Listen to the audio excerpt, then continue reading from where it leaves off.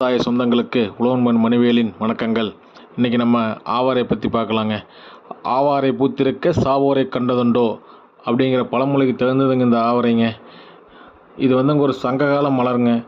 தைப்பொங்கலை காப்பை கட்டுறப்ப ஆவாரம்பூ, பூளைப்பூ, வேப்பிலை மூணையும் வச்சு தான் கட்டுவோங்க. இதை வச்சே தெரிஞ்சுக்கலாங்க ஆவாரை எந்தளவுக்கு முக்கியம்ன்ட்டு. அது மட்டும் இல்லாமல் உழவர்களோட வாழ்க்கையில் எப்படி ஆவாரை கலந்துருக்குன்னு இதை வச்சு தெரிஞ்சுக்கலாங்க. சங்ககால நூல்களில் பார்த்தீங்கன்னா புலவர் கபிலர் கூடங்க குறிஞ்சிப்பாட்டில் ஆவரை பற்றி எழுதியிருப்பாருங்க. குழந்தையில் கரைக்கிற நடங்கு பொடியில் ஆவரை கண்டிப்பாக இருக்க வேண்டிய ஒரு பொருளுங்க. அடுத்துங்க ஆவரம்பூ டீங்க. ஒரு கைப்பிடி அளவு காய வச்ச ஆவரம்பூ, 2 டம்ளர் தண்ணி, கொஞ்சூண்டு இஞ்சி, 2 ஏலக்காய், இனிப்புக்கு தேன் இல்லை நாட்டு சர்க்கரைங்க. இதெல்லாம் போட்டு ஒரு டீ போட்டால் அருமையாக இருக்குங்க. குடிக்கிறதுக்கும் சக்கரை நோக்கி அப்படி கேட்குமுங்க. கண்ணுக்கு நல்லா குளிர்ச்சிங்குது.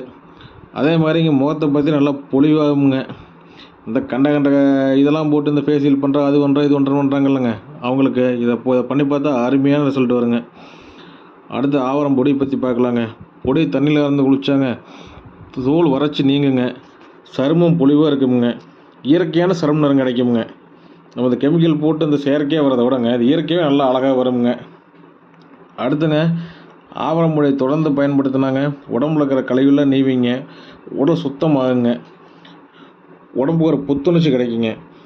ஆரம்பு பார்த்திங்கன்னா நோய் எதிர்ப்பு சக்தி ரொம்ப அதிகமாக இருக்குதுங்க. அதே மாதிரிங்க ஆவாரம்பூங்க ஆண்மைக்கு சிறந்த மருந்து சில பேர் சொல்கிறாங்க. ஆனால் அதை பற்றி நிரூபிக்கப்பட்ட இது இல்லைங்க.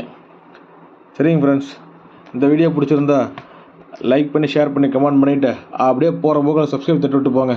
அடுத்த வீடியோவில் பார்க்கலாம்.